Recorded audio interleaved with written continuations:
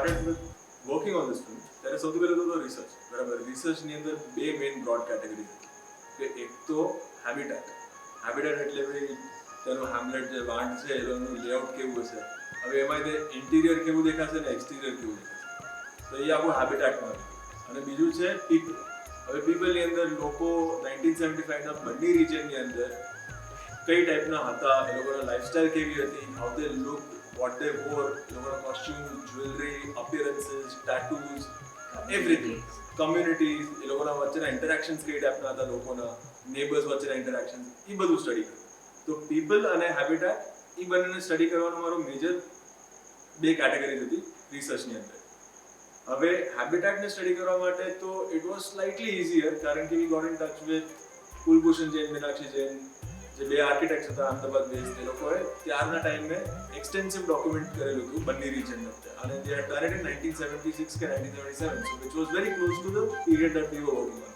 બીજું જે છે કે પીપલને કેવી રીતે સ્ટડી કરવું, રાઈટ? એના માટે અમે લોકો LLDC શોધનમાં ગયા હતા. અમને એ લોકોના કપડાં, રંગો, પછી જ્વેલરી કેવી હતી એ બધું જાણવા મળ્યું. અને બીજું અમે લોકો ત્યાં બહુ જ બધા ગામડાઓમાં અંદર તેના એકચ્યુઅલ લોકોને મળ્યા કે જે હજી જનરેશન્સથી એવી જ રીતે જીવતા આવ્યા છે જેવા પહેલાંના લોકો કરતા હતા. જે ડિરેક્ટરને બીજી ટીમે કરી હતી એ સાઈડમાં છે, બધા ડિપાર્ટમેન્ટ જે કરી રહ્યા તે અલગ છે, એક અમારી રિસર્ચ હતી. So that at any point of time કોઈ બી માણસને પૂછો કે આ વસ્તુ શું છે તો એને ખબર હોય, બેઝિક આઈડિયા હોય. એ 15-20 દિવસનું અમારું એ હોમવર્ક હતું. ત્યાર પછી એમાંથી જે વસ્તુઓ આપણી સ્ક્રિપ્ટને રિલેવન્ટ હતી એ બધી અમે મેચ કરી, ઇન્ટિગ્રેટ કરી, અને પછી એક लिस्ट बनाया कि શું यूजफुल है. जैसे ही वो कमरे में आएगा ना तो हम लोग कुछ तो करने देंगे, ये कमरा लॉक हो जाए, वो आ ना पाए. क्योंकि कुशल ने अगर कॉन्फ्रेंस रूम छोड़ा और हमारे कैबिन की तरफ आने गया ना तो मैं और मीत एक दूसरे, हम तो गाली देते थे कि भाई आज गए ठीक है, और वो रोज 4 ऐसे पॉइंट लाएगा ना तो वो पाइलअप होके 40 हो गए. એ કચ્છની જે મેઇન વસ્તુ છે ભરત, જેના લીધે કચ્છનું કામ ઓળખાય છે, કચ્છી ભરત, એ આપણે ક્યાંય નથી દેખાડતા મૂવીની એટલે આપણી સ્ટોરી પ્રમાણે. સો એ મારા માટે એક બહુ મોટો ટાસ્ક હતો.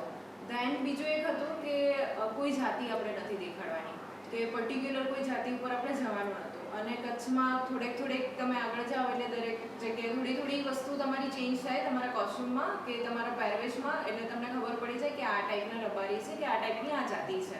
Now we had some 13 women, right? 13 women who needed to be highlighted. હવે all women needed to be different. હવે costumes થી તો ડિફરન્ટ લાગશે, ઓબ્વિયસલી અપિયરન્સ થી ડિફરન્ટ લાગશે, પણ હવે બધાની અંદર ટેટૂઝ પણ સેમ ન હોય. Ideally if they belong to the same community ઘણું રિપીટ થશે, but again this is a film, this is not reality. we have that scope of slightly making it more interesting. એટલે we had to design tattoos for each and every character અને making sure કે બધાના tattoos એવા અલગ લાગે.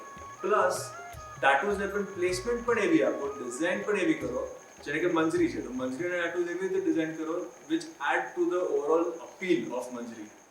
ભગલાનું character એવું હતું કે જે ભુજ આવે અને તે ગામમાં આવતું હતું અને એવી રીતે એનું કનેક્શન હતું, મૂવીઝથી એ કનેક્ટ હતો એનો.